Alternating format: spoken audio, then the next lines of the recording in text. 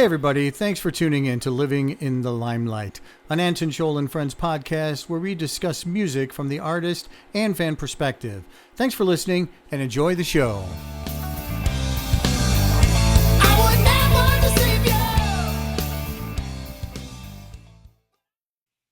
All right, welcome to another episode of Living in the Limelight. I'm your host, Anton Scholl, and with me today is my special guest, Tyler Gray from Midnight Vice, all the way from Florida. How are you? I'm good, man. How are you?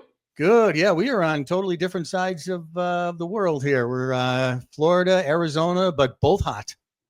Both are very hot, I will say. Are. Very hot. We probably get a little bit more rain than you, but yes, that doesn't mean that it's any less hot. That is very true. Very true. It's out here in the summer. Yeah, I used to live out there many years ago, far away from you, towards Fort Lauderdale. Ah, okay. Yeah, and the humidity out there you were in iguana territory. Yes, absolutely. We don't have those on this coast, but the iguanas are prominent in the Miami, Fort Lauderdale. Yeah. Well, now out here, we get Gila monsters, scorpions, rattlesnakes, tarantulas, all that fun stuff. I'm good, man. I'll take the lizards. Exactly. I agree. I do agree. All right. Well, let us talk about Midnight Vice. I got to tell you, I listened to your EP, so we will talk about that.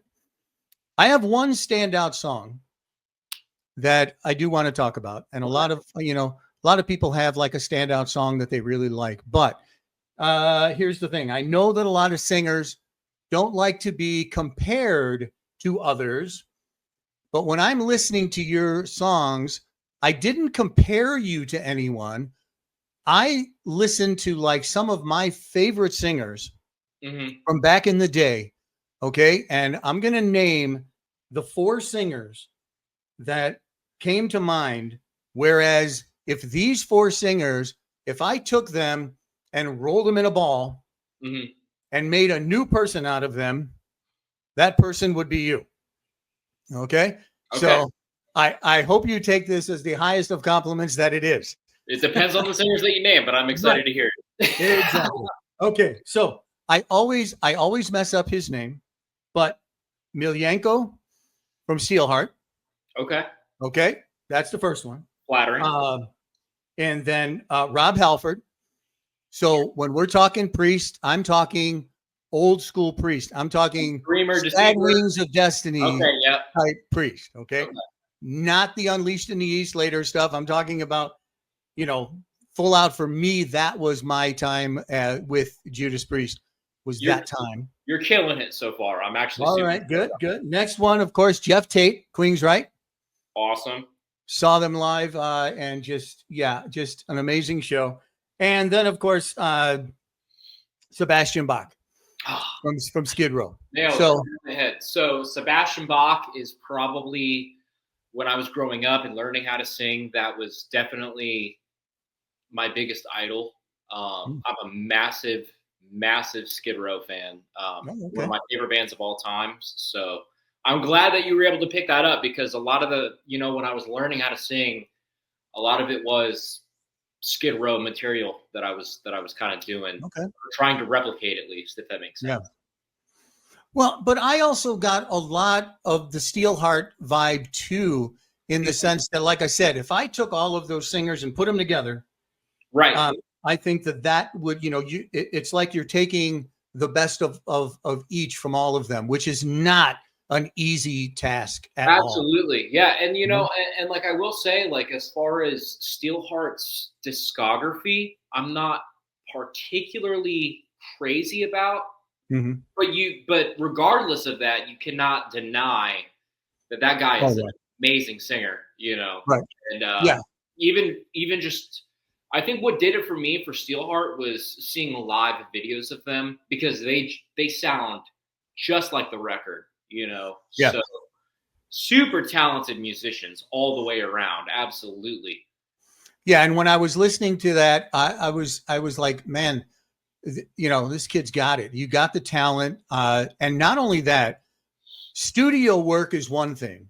Mm-hmm. Performing it live Mm-hmm. is a completely different thing. And you are not afraid to let those live videos out there. You know, there are people that have recorded some videos, and you know, I got to say kudos to you. You know, you perform them live and you do the job. You know, you hit Thank those you. notes, you get it out there. You're not afraid to belt it out. I mean, some of us like me would even wonder, like, how do you do an entire show, because you really put everything into that music, you Right, know, and right. it's not like you're holding back. So, what do you do with your voice to keep it in that type of shape? And what is your normal warm up routine? I mean, so I have like a 10-minute warm up typically that I will do before I sing at all. Mhm. Period. I worked with actually when we were getting into the beginnings of recording the EP.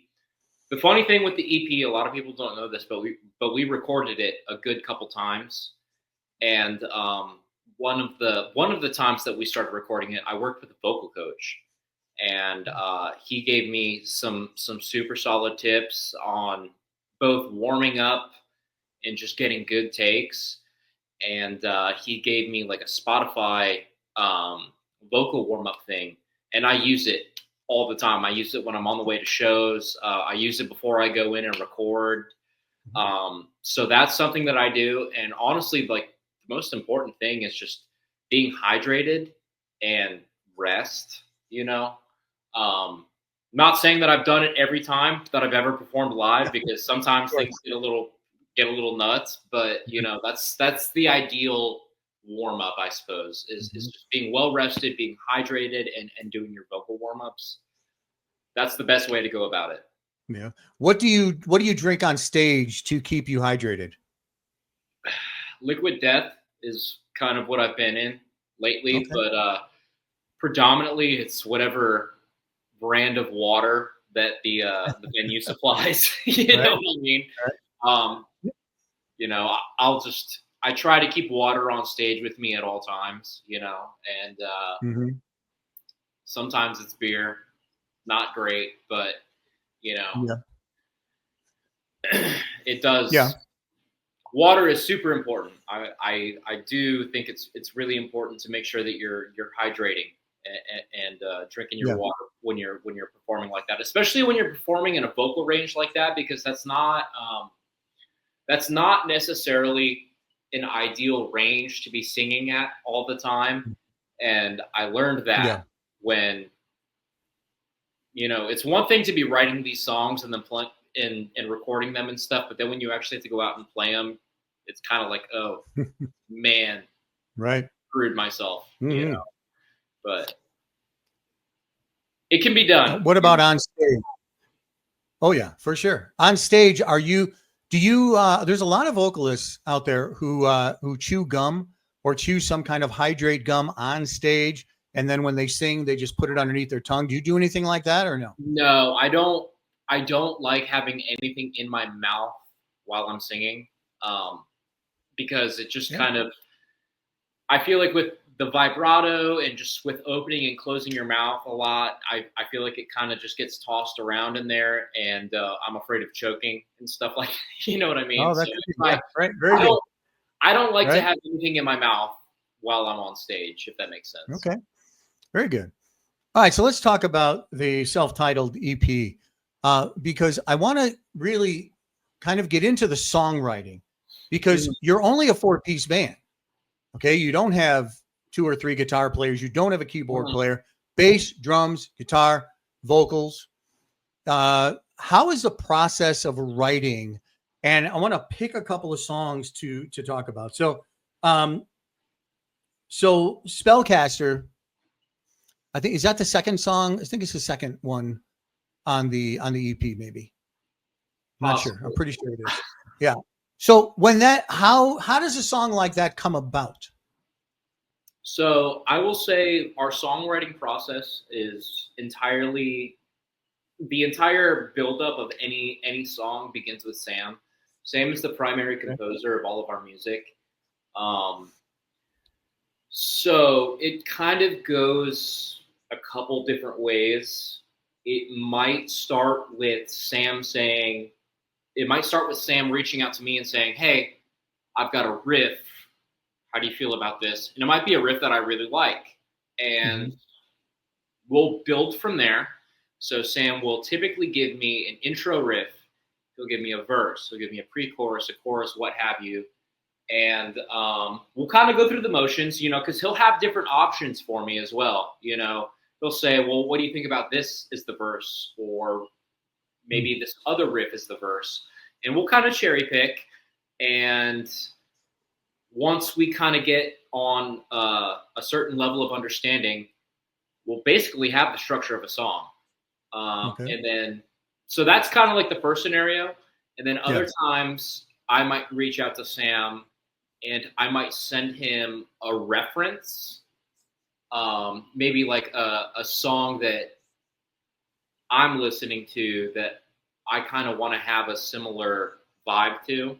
And that was kind of what happened with Strike of the Night. I sent him a song. I was like, I kind of want to write a song like this. And he like studied it and he came up with his own riff that kind of had the same vibe. And I was like, perfect, Spellcaster, from what I can recall, I think that was Sam. That was something that Sam had came up with and he sent it to me. And at that point in time, also, we were rehearsing pretty frequently. So the other aspect of that is bringing it into the rest of the band. And we were just all kind of working out things that we were going through, parts that we liked, parts that we didn't like. It was a super collaborative process with the EP. And Spellcaster was one of those songs that I think it was kind of hashed out primarily during rehearsal.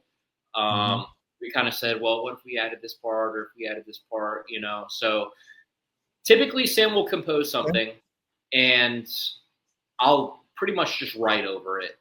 And once we get the bulk of the song in, we bring it to Lakota and we bring it to Dennis. And we make sure that they're happy with it. We make sure that they are content with the parts that they've written. If they feel that there's something else that needs to be added into the song or taken away from the song, we'll do that. It's a super massive collaborative effort, And it's funny that you ask that because I almost can't even give like a super accurate description as to how that song came about.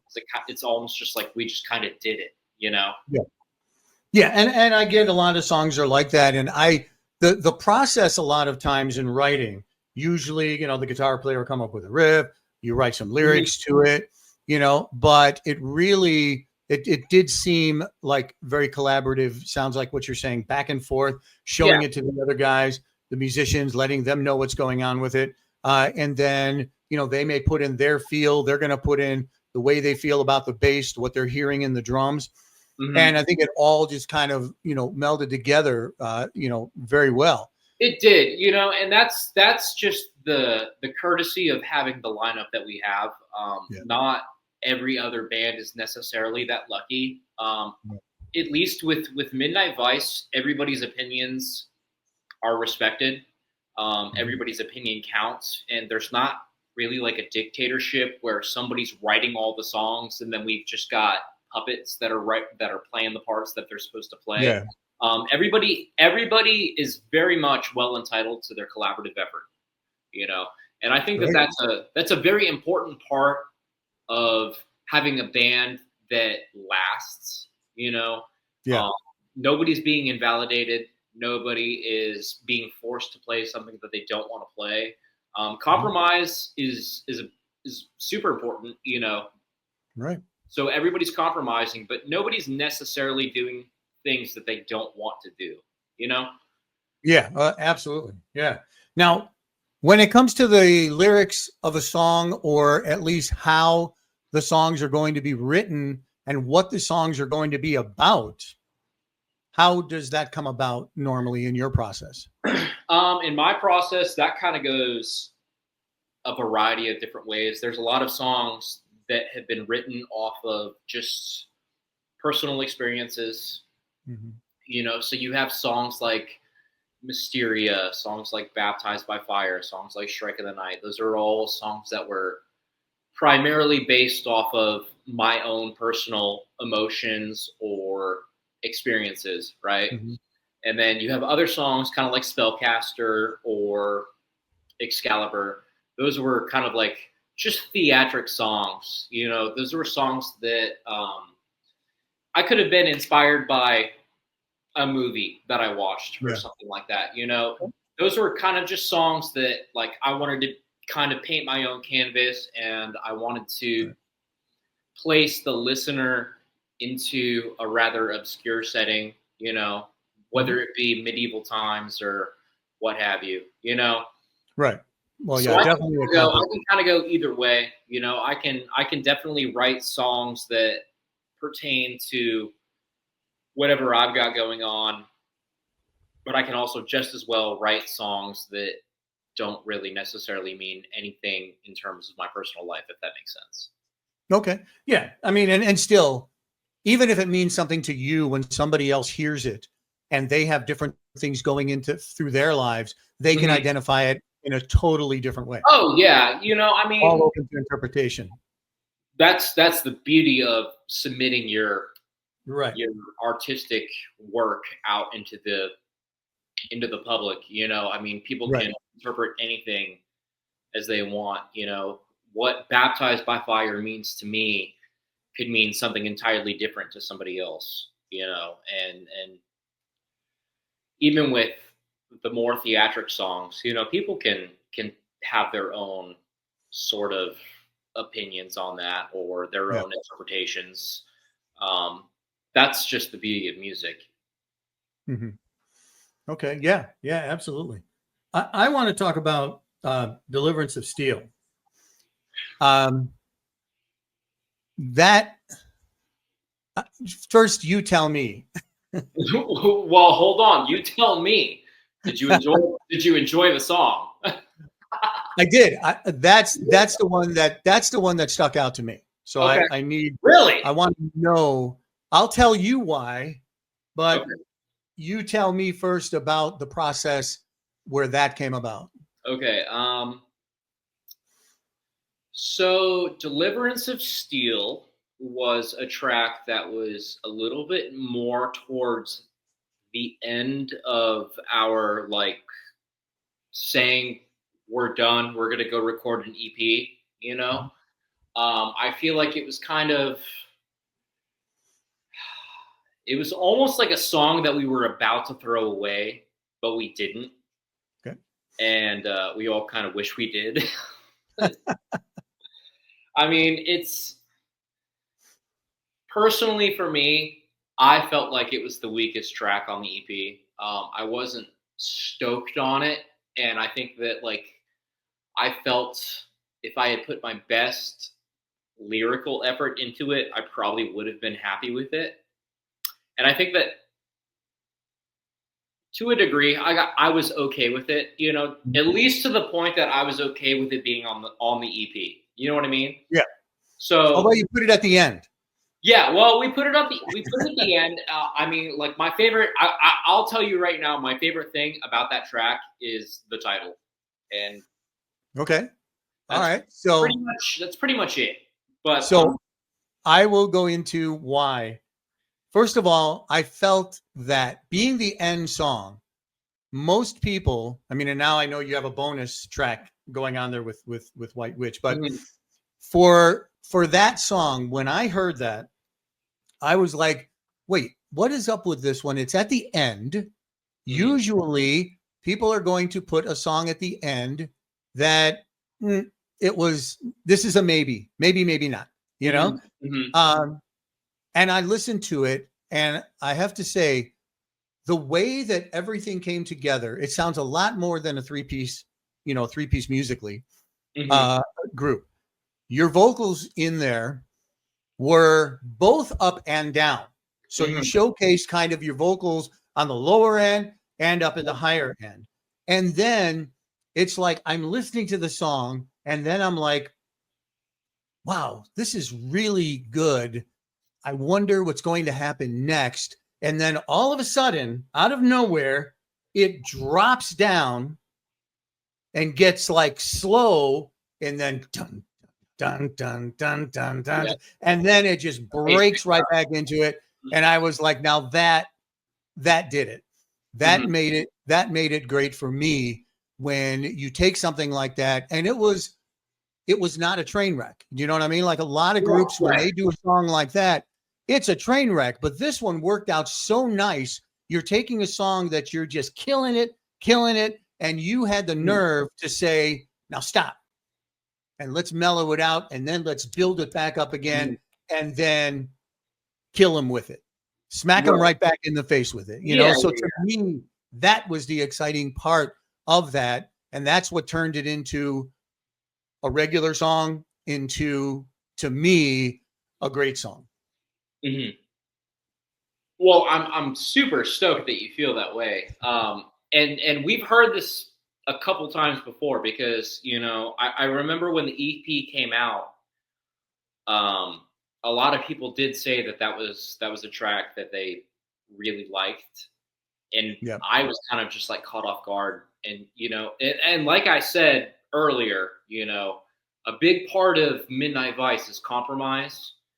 And that was a song that we did that, for me, I didn't love it, but a lot of the other guys in the band liked it. So I rolled with it, you know? And just to be clear, I don't dislike the song, and I'm not saying that I'm not proud of it or anything like that. Yeah. But it was a little too like beat downy for me. It was a little too slammy. It just didn't have like that super like classic traditional vibe that I love. But that's what makes it different. You know, the chops. You know, and I'm the bass and the drums. Yeah, and I'm all for tearing down the boundaries and whatnot. You know, I'm down for not necessarily being a clone of the bands that I love or anything like that. But, you know, that song just kind of rubbed me the wrong way a little bit. Really? And the rest of the guys just were down with it. And I was like, well, you know, maybe I'm just in my head a little bit. You know, maybe we need to take this song and just roll with it. And so that was what we did, you know. And like I said, it's not that I don't necessarily dislike the song. I do. I can understand that. And it all breaks down to the pure subjectiveness of music, you know, because there's a lot of people out there that like that song, and there's probably an equal amount that say they shit the bed on this one, you know? Yeah. And I think a lot of the songs that come out, I mean, we're talking about, you know, listen, Robert Plant didn't like Stairway to Heaven very much. Right. You know? I mean, there's a lot of different songs out there and a lot of bands. You know, I'm a big Rush fan. There's some songs on there that Geddy didn't like, and I did. You know, there's just like a lot of songs that a lot of groups go through where they don't feel is up to par, but yet the audience just gets something totally different out of it, which is why it's so great, because it is subjective to people listening.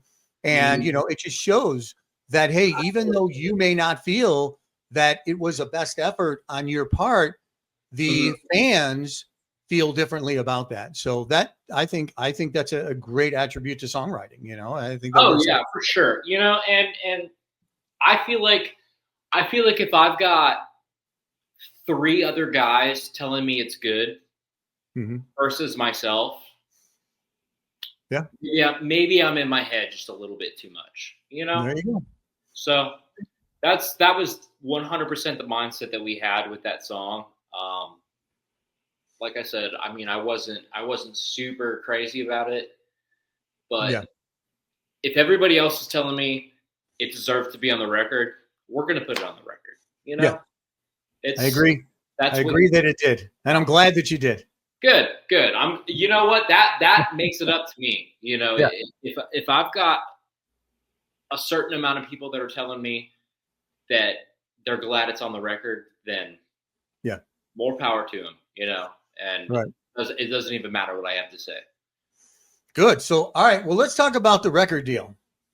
All right, you had a record deal. How did that come about? Because so many bands out there are just, they want to play so bad. And to be honest with you, there's so many talented groups out there that just do not get breaks, and either they don't know how to do it, they don't have the right abilities to go forward and do it. And a lot of bands, when they start touring or when they start going to different places, they end up breaking up, So I know that right now you have a solid foundation. So how did this record deal come about? And what was your reaction initially when you got it?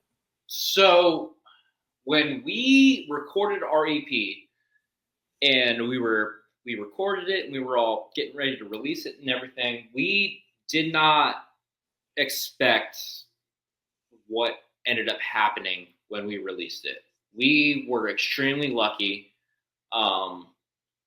just that everything went super well, and we just kind of managed to have decent contacts at the point that we released the EP. And I think that helped us a lot. I would say the biggest thing for us that helped us a lot was that we did not cut corners. We did not do,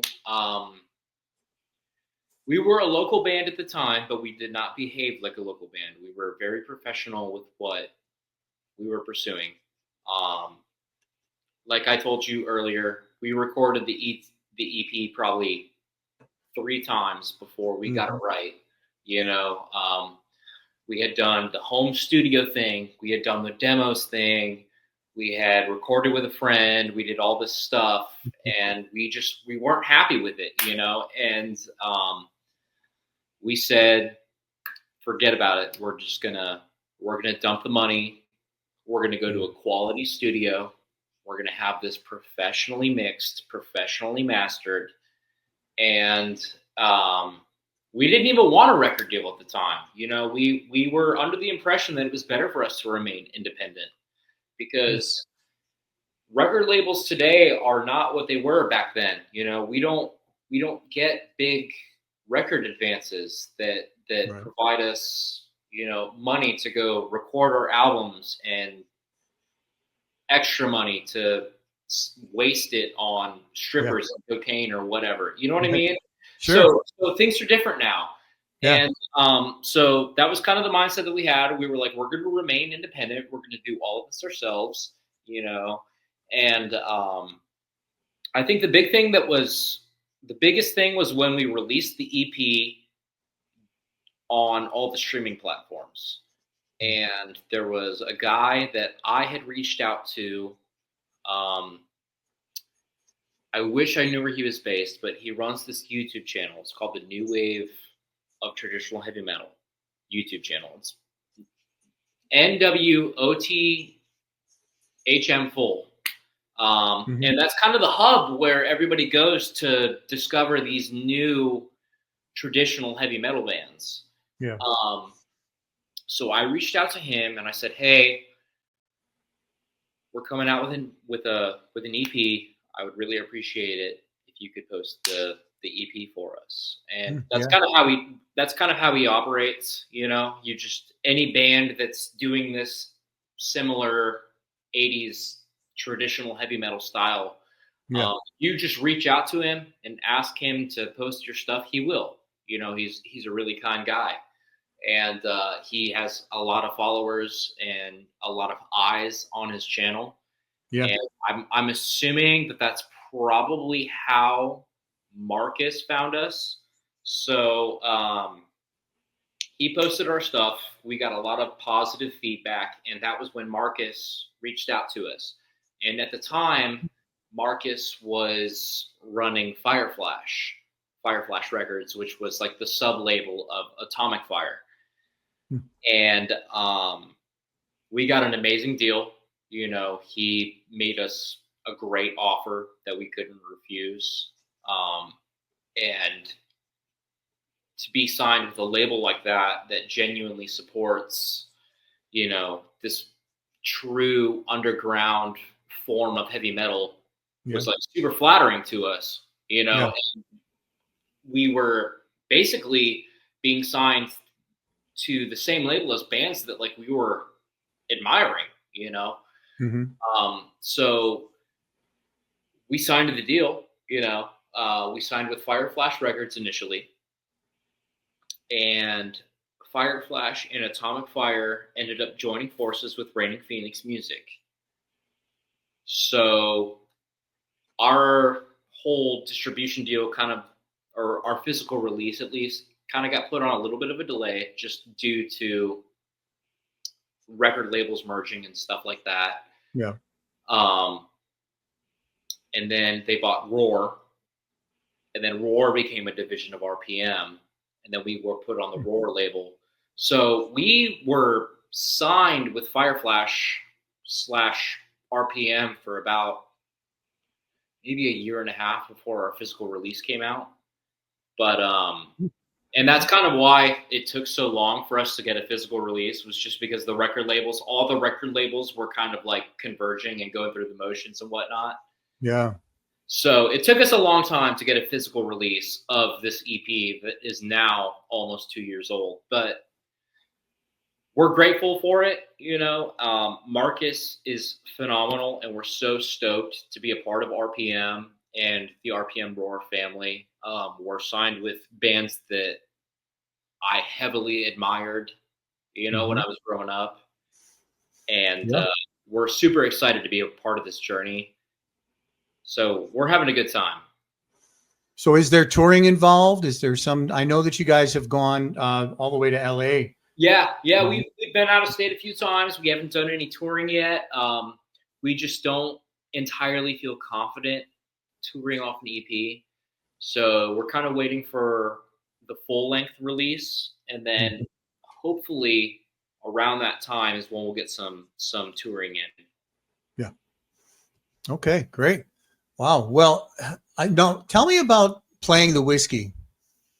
How Oh, was that kind of an experience? Was that, it and what was your first time? How was your first time? it was great, man. It was such a surreal experience to go out to California, you know, especially just us being Florida boys. Yeah. Um, we all kind of have our own conceptions of what the LA scene is and Hmm. whatnot. But our drummer Dennis, his dad lives out in LA, and he was kind enough to help get us a show out there Mm. at the Whiskey, nonetheless. And not Yeah. only that, but he extended his hospitality to us, and we stayed with him, and we got to do the whole experience, man. We got to play the Whiskey, we got to go to the Rainbow afterwards, you know, we got to hang out on the Sunset Strip, and it was super nuts, you know, just being on that stage that, you know, that all of your idols have stood on was just like otherworldly, you know, and just to be able to perform there as well, you know, being in the green room, waiting for your slot, just waiting for your time to go up there and perform. It was great. It was insane, you know, and like we were talking about earlier, we had some really good Right. friends there. Show and Tell is an awesome band that we're really good friends with, and they had played the night before, so we went and saw them, and then they came and saw us, and a couple other guys too. Um, Tyler Heath from Leather Duchess, who lives out in LA, came and saw us, and Mm. one of the Wings of Steel guys were out there.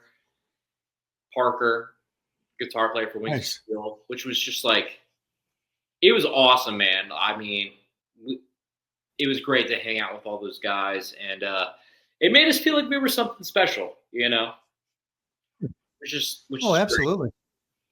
You know, Right. Right. No, the it, rock and roll life. yeah, for sure. And I think just the network aspect of it was probably my favorite part, to hang out with Parker from Wings of Steel, and Tyler from Leather Duchess, and David from Show and Tell. You know, it just felt like this awesome heavy metal conglomerate, which was like super Yeah. cool, you know. Um, Right. we had a great time, man. It was super cool. Good. Good. All right. I have a last question for you, and it's either going to be, a dumb question because it's going to be like, no, I don't do anything, or it's going to be interesting. So let's see how it goes. All right. It's and I asked this to singers because I had done an interview. I had Rudy Sarzo on my show from Quiet Riot. Okay, and I'm a bass player, Mhm. so my things were always like, well, I want to have some great bass players on my show.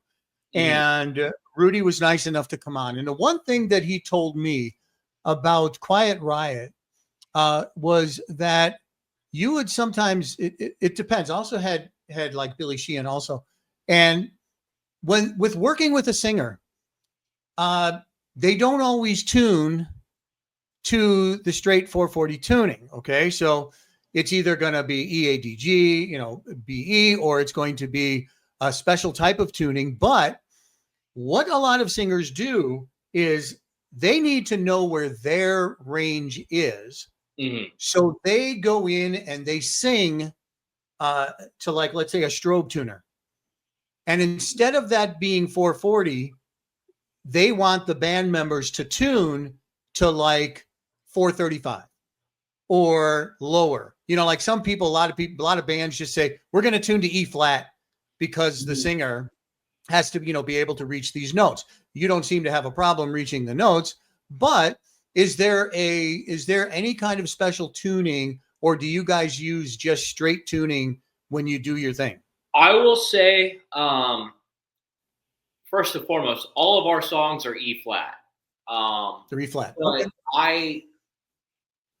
I don't complain about tuning ever. To be honest, I kind of just submit myself to the will of whatever Sam wants to do. Hmm. Um, I wouldn't have a problem singing in standard. I wouldn't have a problem singing in C sharp. I don't complain about tuning. It's not even necessarily something that is even a thought process in my mind. Um, Hmm. I kind of just roll with what Sam wants to do. And Okay. Sam was the one that said, we're going to do all of our stuff in E flat, you know. Yeah. Well, So, because it's heavier, it gives yeah, it that heavier sound. yeah. The E flat, it's a little darker. You get a little more grit. Right. So that's just what we roll with. I'm not picky. I'm really not. Um, Okay. and it might be part of my ignorance. I don't necessarily know what No. tuning my singing might pertain to Mhm. the best. I just kind of roll with the punches. Well, you're lucky enough to have the range to be able to do that. There are a lot of vocalists out there that do need that, that do need to Hmm. tell the band where to tune. Don't I can't be on exactly, A tuning. Give me a little bit, not specifically go to A flat, but give me a little bit in between, Yeah, yeah, and that's a lot how they do that. So yeah, I was just curious as to if absolutely. that's I how mean, you do it. yeah. Don't get me wrong. I know I probably look like a prima donna, but I swear I'm not one. Like, No, not at all. seriously, You have the ability to do it. I try to be as easygoing as I can, and especially with Sam. Sam's an amazing guitar player. He's an amazing songwriter. Mhm. So I feel like predominantly I'm pretty much at his will. Yeah. Um, so if he wants to write an E flat, go for it. Absolutely. So there's not really a specific tuning that I feel like my voice fits best in or anything like that. And but I totally get what you're saying. I mean, with Motley Crue playing a full step down, pretty much the entirety of their discography is a full step down. Yeah. I'm sure that's very well accustomed to Vince Neil's vocal range. So I Hmm. get that. Right. Right. Well, maybe he'll start doing some drop D tuning on you, and then we'll see where that takes you. Yeah. That could be interesting. That'll be great. You might All be able right. to drop D. Well, we've gotten to the end of this interview. I have had a great time. Really great to meet you. I'm glad I got to listen to your songs. Where can the people contact, or not contact, but hear your music? Is it like you have YouTube, you have Oh Spotify, yeah, you have all the absolutely. streaming? if you want to keep up with Midnight Vice, we're on Facebook, we're on Instagram. Facebook is Midnight Vice, Instagram is Midnight Vice Official. If you're looking for music, any sort of physical release, you can hit up Raining Phoenix Music. They've got a US website and a European website. And we've got YouTube. We've got all the good stuff. So absolutely keep up with us and our journey to eventually pay our rent. There you go. Absolutely. Well, I appreciate you joining me. Hang on with me for a while we go. But thank you for joining us. This is Anton Scholl from Living in the Limelight podcast. Thank you, Tyler, for joining us. Midnight Vice. Look them up. Check them out. You'll love the tunes. If you get a chance to see them out there, if you are in that area, go see them live. It's a great live show. And again, it reproduces wonderfully. So appreciate you joining us. Thank you. And we will see you again next time. Thanks.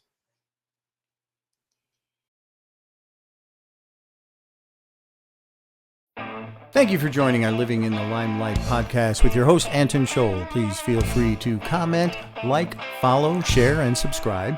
And also add us to your playlist on your favorite streaming sites. Thanks again for joining, and we'll talk to you again next week.